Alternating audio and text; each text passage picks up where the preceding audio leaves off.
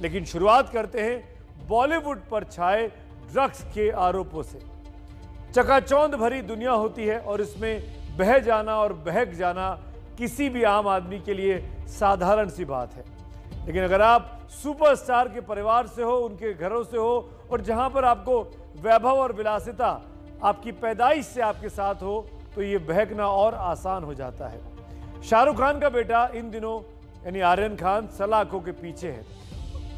चंकी पांडे की बेटी अनन्या पांडे से एनसीबी ने आज भी पूछताछ की है, लंबी पूछताछ की है।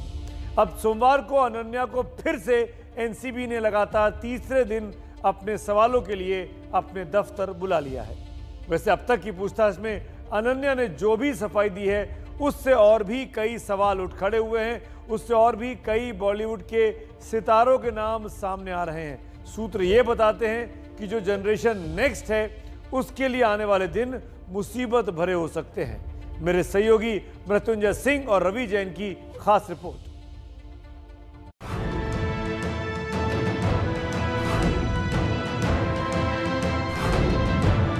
दोपहर 2:30 बजे जब फिल्म अभिनेत्री अनन्या पांडे एनसीबी के दफ्तर पूछताछ के लिए पहुंची तो सवाल यही था कि ड्रग्स मामले की जांच कितने कदम और आगे बढ़ेगी।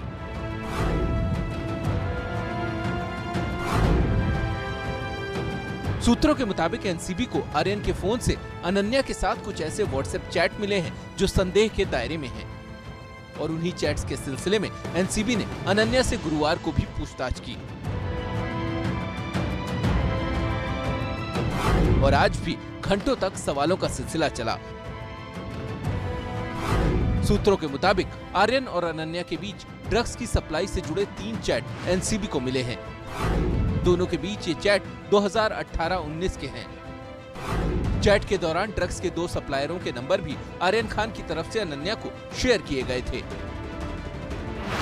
सूत्रों के मुताबिक चैट में आर्यन ने खुद के इस्तेमाल के लिए अनन्या को 2 बार वीड यानी गांजा लाने के लिए कहा था और अनन्या ने ये गांजा आर्यन तक पहुंचाया भी था। इसके अलावा एक पार्टी में जब अनन्या और आर्यन अपने दोस्तों के साथ मिलने की तैयारी में थे तब भी आर्यन के कहने पर अनन्या गांजा लेकर आई थी और ये खुलासा भी दोनों के व्हाट्सएप चैट से हुआ। चैट में अनन्या ने पहले भी ड्रग्स लेने की बात की है और ये भी लिखा है कि वो इसे फिर से ट्राई करना चाहती हैं। इस पर एनसीबी की पूछताछ में अनन्या ने गुरुवार को ही अपनी सफाई पेश की थी कि सिगरेट लाने के संदर्भ में वो व्हाट्सएप चैट हुई थी। साथ ही ये भी कहा कि वक्त बहुत ज्यादा बीत चुका है, इसीलिए पूरा मामला याद नहीं है। मंडे को बुलाया गया है और उसके बाद आगे की कार्रवाई। हालांकि अनन्या ने किसी भी तरह के ड्रग्स की सप्लाई या इस्तेमाल से इनकार किया है। सूत्रों के मुताबिक कई सवालों के जवाब देने में अनन्या उलझन में भी हैं। हालांकि कुछ सवाल जरूर उठते हैं कि क्या अनन्या नहीं जानती थी कि गांजा एक ड्रग्स है? क्या सिगरेट के लिए ड्रग्स सप्लायरों के नंबर की जरूरत पड़ती है? अगर अनन्या ड्रग्स नहीं लेती तो ड्रग्स सप्लायरों का नंबर आर्यन खान ने उनको क्यों भेजा? एनसीबी ने अनन्या पांडे के पुराने हैंडसेट, कुछ महीने पहले खरीदे गए नए हैंडसेट और लैपटॉप को सीज कर लिया है ताकि किसी भी तरह के एविडेंस के साथ टेम्परिंग न की जा सके। संवाददाता मृत्युंजय सिंह के साथ रवि जैन की रिपोर्ट। अनन्या पांडे की उम्र महज 22 साल के आसपास है। आर्यन खान भी बहुत ही युवा हैं और ऐसे में जब ये 2 युवा कलाकारों पे या कलाकारों के बेटों पर ड्रग्स का काला साया पड़ता है तो एक पुरानी कहावत इस वक्त याद आती है कि सुबह का भूला अगर शाम को वापस घर लौटना चाहे तो उसे भूला नहीं कहते। ये सही है कि ड्रग्स लेना, बेचना, खरीदना एक अपराध है, लेकिन अगर शाहरुख खान के बेटे आर्यन खान को इस बात का एहसास है और उनको इस बात का पछतावा है कि उनसे गलती हो गई है तो अब मेरी राय ये बहुत साफ है कि अगर आर्यन खान को गलती का पछतावा है तो उनको सुधरने का एक मौका मिलना चाहिए। अगर आप मेरी इस राय से सहमत हैं तो मोबाइल नंबर 7823944001 पर मिस कॉल दें और अगर आप असहमत हैं तो 7823944002 पर आप मिस कॉल दे सकते हैं। पूरे बुलेटिन के दौरान आपकी राय, आपकी मिस कॉल का मुझे इंतजार रहेगा और शो के आखिर में दिखाएंगे कि कितने लोग मेरी राय से सहमत हैं या फिर असहमत हैं। मेरी राय दोहरा देता हूं ताकि आप मिस कॉल दे सकें।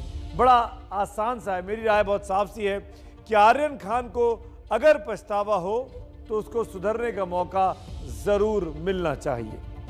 अब आगे बढ़ते हैं। एनसीबी का दावा है कि उसने कॉर्डेलिया क्रूज शिप पर छापे के दौरान 13 ग्राम कोकीन, 5 ग्राम एमडी, 21 ग्राम चरस, एमडीएमए की 22 टैबलेट और 1,33,000 रुपए बरामद किए। उसी पार्टी में शाहरुख खान के बेटे आर्यन भी थे। इस मामले में आर्यन की दोस्त अनन्या पांडे से आज दूसरे दिन लंबी पूछताछ एनसीबी ने की है। मैं इन दोनों के रिश्ते और बॉलीवुड के ड्रग्स कनेक्शन पर आगे आपको बताऊंगा, लेकिन पहले यह जान लीजिए कि अगर कोई ड्रग्स केस में दोषी पाया जाए तो उसको क्या सजा हो सकती है। Narcotics, drugs and psychotropic substance act यानी एनडीपीएस एक्ट के तहत अगर कोई आदमी छोटी मात्रा में ड्रग्स के लिए दोषी पाया जाता है तो उसको 1 साल की जेल या 10,000 रुपए तक का जुर्माना या फिर दोनों हो सकता है। कारोबारी मात्रा से कम लेकिन छोटी मात्रा से ज्यादा पाया गया तो जेल की सजा 10 साल तक बढ़ाई जा सकती है और जुर्माना भी 1 लाख तक हो सकता है। अगर कारोबारी मात्रा के साथ दोषी पाया गया तो कम से कम 10 साल की जेल होगी, जो 20 साल तक भी बढ़ाई जा सकती है। साथ ही जुर्माना 1 लाख से 2 लाख रुपए तक का लगाया जा सकता है।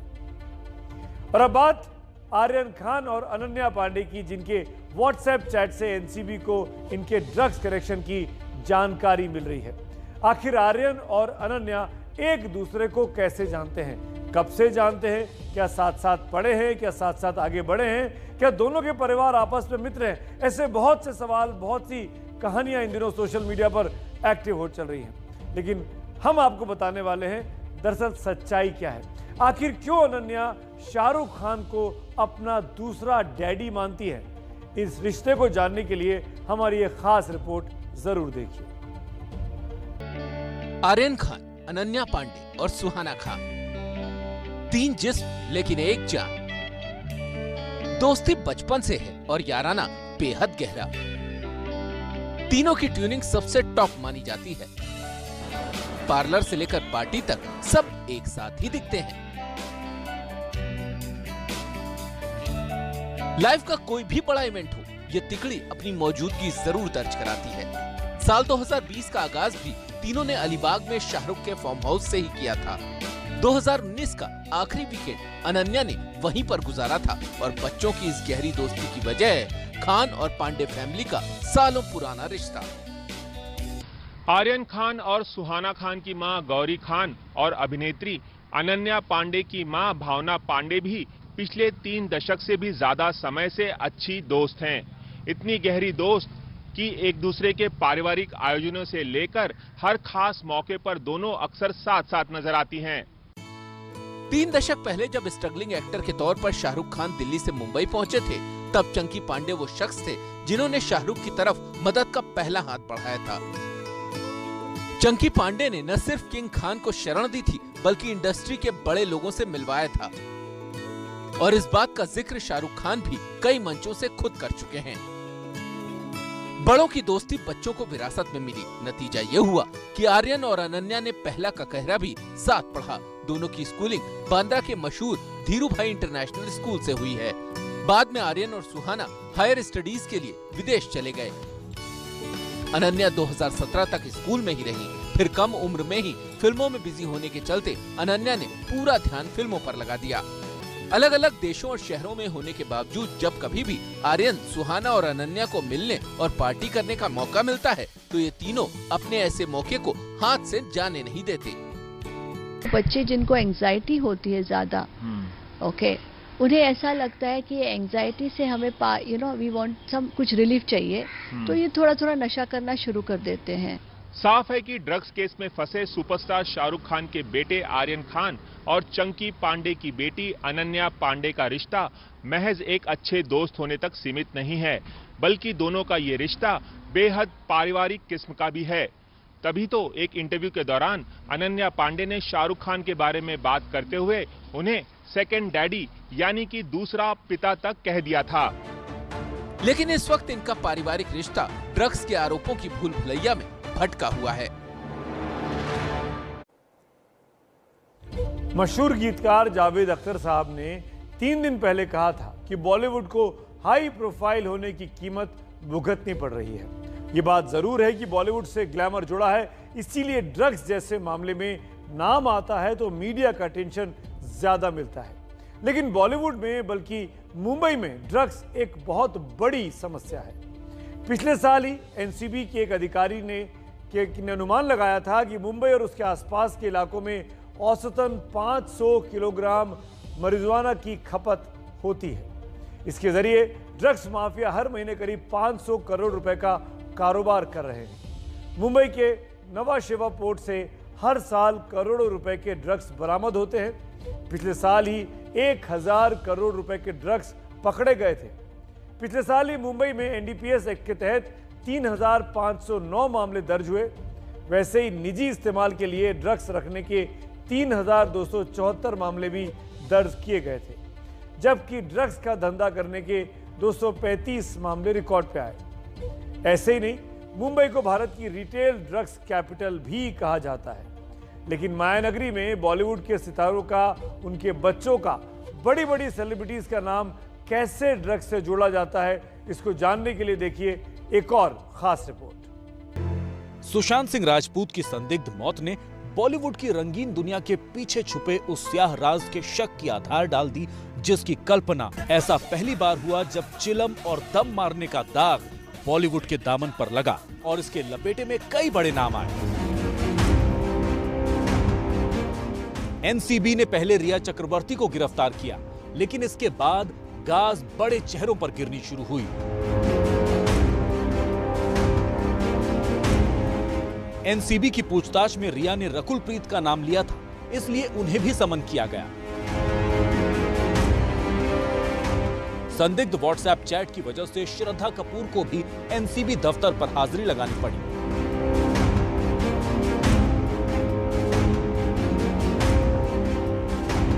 सुशांत की पार्टियों में शामिल होने की वजह से सारा अली खान की भी पेशी हुई और एनसीबी दफ्तर में हाजिरी लगाने वालों में सबसे बड़ा नाम रहा दीपिका पादुकोण का। बॉलीवुड के जो चेहरे नौजवानों के हीरो हुआ करते थे, अचानक उनकी धारणा नशाखोरी करने वाले विलन के रूप में हो गई। यह पूछताछ का सिलसिला महीनों तक चलता चला गया। विवाद इतना बढ़ गया कि यह मामला संसद भवन तक पहुंच गया। एक्टर और बीजेपी सांसद रवि किशन ने बॉलीवुड में ड्रग्स की तुलना गटर से कर दी थी और तब ये बात जया बच्चन को चुभ गई। दोनों के बीच जुबानी जंग भी हुई। दुख की बात है कि इस प्रकार की गतिविधियां हमारी इंडस्ट्री के द्वारा भी, जहां पे स्टारों को देखा जाता है, उनको रोल मॉडल माना जाता है, तो मैं आपके माध्यम से केंद्र सरकार से आग्रह करता हूं, अपनी सरकार से, जो हिसाब से आज हम लोग एकदम इनको चारों तरफ पकड़ रहे हैं, तो ये सख्त कार्रवाई की जाए। इट्स अ शेम, जिस थाली में खाते हैं उसमें छेद करते हैं, गलत बात है। I need the protection, the industry needs the protection and support of the government. Delhi में सियासी खींचतान चलती रही, मुंबई में एनसीबी की जांच चलती रही, लेकिन दोनों बेनतीजा रहे। बॉलीवुड की चमक दमक में दौलत है, शोहरत है, चमक है, ग्लैमर है। शुरू में नशे से मोहब्बत शौकिया होती है, लेकिन शौक को मजबूरी बनते और मजबूरी को मुसीबत बनते देर नहीं लगती। इसके बाद जो कुछ होता है, एनसीबी की जांच और फिल्मी सितारों की पूछताछ तक पहुंच जाती है। दरअसल बॉलीवुड में एक जादू है, एक खिंचाव है। बॉलीवुड के सितारों के दीवाने करोड़ों लोग होते हैं। जैसे उनके फेवरेट एक्टर्स करते हैं, उसी को कॉपी उनके फॉलोअर्स, उनके चाहने वाले करना चाहते हैं। एक एक फिल्म देखने का वो महीनों महीनों इंतजार करते हैं और लंबी लंबी लाइनों में लग के टिकट लेते हैं ताकि अपने फेवरेट एक्टर के दीदार कर सकें। इस हद तक दीवानगी होती है। लेकिन उसी बॉलीवुड पर, उसी के सितारों पर ड्रग्स के आरोप भी लगते हैं। फिल्म अभिनेता संजय दत्त को ड्रग्स मामले में 1982 में 5 महीने की जेल की सजा हुई थी, जबकि इसी मामले में फरदीन खान तो गिरफ्तार तक हो चुके थे। कुछ साल पहले फिल्म अभिनेत्री ममता कुलकर्णी भी अपने पति के साथ इसी मामले में गिरफ्तार हुई और पिछले साल सुशांत सिंह राजपूत केस से विवादों में आई फिल्म अभिनेत्री रिया चक्रवर्ती भी ड्रग्स मामले में गिरफ्तार की गई थी। फिल्म अभिनेता अरमान कोहली भी इसी वजह से सलाखों के पीछे जा चुके हैं, जबकि दीपिका पादुकोण, श्रद्धा कपूर और सारा अली खान से एनसीबी पूछताछ कर चुकी है। नारकोटिक्स कंट्रोल ब्यूरो यानी एनसीबी का काम ये देखना है कि कहीं कोई ड्रग्स का सेवन तो नहीं कर रहा। उसकी सक्रियता से बॉलीवुड में भी ड्रग्स के चोर दरवाजे का ताला खुलता है, लेकिन उस पर भी सवाल उठते हैं। एनसीबी की कोशिशें ड्रग्स रैकेट पर काबू करती हैं, लेकिन राजनीति का दबाव का आरोप भी लगता है। एनसीबी की कोशिशों से ड्रग्स के इस्तेमाल पर बहुत हद तक रोक लगती है, लेकिन अक्सर जांच किसी नतीजे तक नहीं पहुंच पाती। एनसीबी की पहल ये यकीन दिलाता है कि देश में कानून का राज है, लेकिन कई बार ऐसे मामले सामने आते हैं जब इन पर सवाल भी उठता है। जैसे पिछले साल ड्रग्स मामले में ही रिया चक्रवर्ती को 28 दिनों तक जेल में रखा गया, लेकिन अंत में निकला कुछ नहीं, रिया को रिहा करना पड़ा। आज उसी एनसीबी पर घमासान भी मचा है। महाराष्ट्र सरकार में मंत्री नवाब मलिक का आरोप है कि एनसीबी के 90% मामले फर्जी होते हैं और आर्यन खान वाला क्रूज शिप का छापा भी उसी फर्जी छापे की ही पहचान है। इस छापे को अंजाम देने वाले एनसीबी के जोनल डायरेक्टर समीर वानखेड़े पर भी नवाब मलिक ने संगीन आरोप लगा दिए हैं। आखिर नवाब मलिक और समीर वानखेड़े में कौन सच्चा है और कौन झूठा, इसको आज सबसे अधिक दर्शक देखना चाहते हैं। इस खींचतान के पीछे कौन जीतेगा या कौन हारेगा, देखिए एक और खास report. Nawab Malik versus NCB की ये जुबानी जंग शुरू नवाब मलिक की तरफ से हुई। पहले उन्होंने आर्यन खान मामले की जांच पर सवाल उठाए, फिर एनसीबी के जोनल डायरेक्टर को केंद्र सरकार का पोपट बताया और विवाद चल ही रहा था कि पुणे में एक कार्यक्रम के दौरान मलिक ने एक और विवादित बयान दे दिया।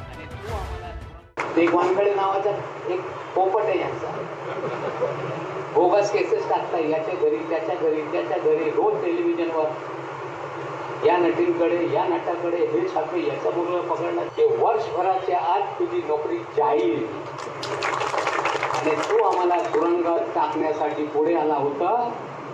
तुझ्या तुरुंगवास या जनता देशातली पाहिल्याशिवाय थांबणार नाही। आज या मंचावरती तुला आवाहन करतो। इसी कार्यक्रम के दौरान नवाब मलिक ने वानखेड़े को बोगस बताते हुए दावा किया कि वानखेड़े को बेनकाब करने के लिए और सबूत पेश करेंगे और सबूत के तौर पर उन्होंने ये कुछ तस्वीरें जारी की हैं। इन दो तस्वीरों के हवाले से नवाब मलिक ने वानखेड़े पर अब तक का सबसे बड़ा आरोप लगा दिया। हालांकि इन आरोपों को समीर वानखेड़े ने सिरे से खारिज कर दिया। अधिकारी के परिवार के लोग, अधिकारी स्वयं दुबई और मालदीव में क्या कर रहे हैं? दुबई की बात कर रहे हैं। मैं इसका घोर निंदा करता हूं। ये झूठी इंफॉर्मेशन है। जिस तारीख ये जो कह रहे हैं दिसंबर में, मैं उस टाइम पे मुंबई में हूं। हमें तो पूरा यकीन है कि सारी उगाई मालदीव और दुबई में हुई है, जिसकी तस्वीरें हम आप लोगों को देंगे। खंडनी, एक्सटॉर्शन, ये बहुत ही घटिया शब्द है। मैं सरकार की परमिशन लेके अपने बच्चों के साथ में, अपने फैमिली के साथ में गया हूं, तो अगर उसे एक्सटॉर्शन कहते हैं तो this is not extortion. NCP versus NCB की इस लड़ाई में महाराष्ट्र सरकार और बीजेपी के बीच भी तलवारें खिंच गई हैं। तो अब मानकर चलिए कि जो सियासी आग नवाब मलिक के बयान के बाद भड़की है, उसकी तपिश कई दिनों तक महाराष्ट्र में महसूस की जाएगी। वर्षभराच्या आत तुझी नोकरी जाईल।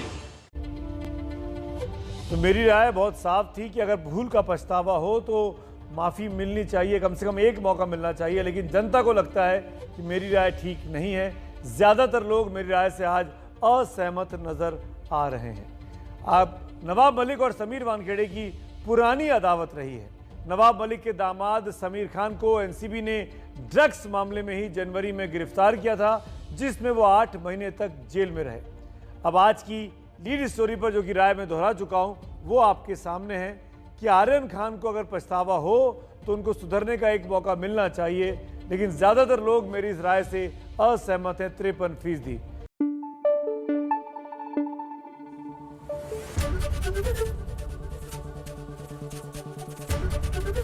एबीपी न्यूज आपको रखे आगे।